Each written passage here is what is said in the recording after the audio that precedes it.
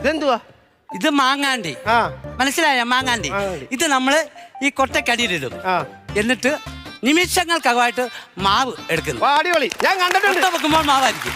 Okay, എല്ലാവരും കൈയടിക്കൂ please. കൈയടിക്കൂ.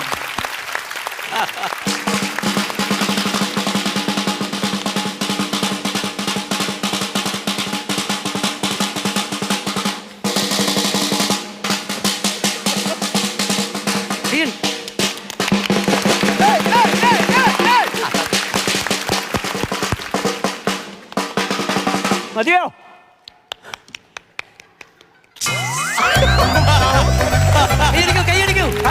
കൈയടിക്കൂ.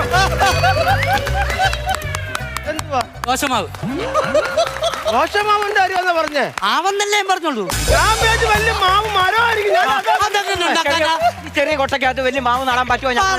നടക്കുന്ന case പറവേ. മരമൊന്നും ഞങ്ങൾ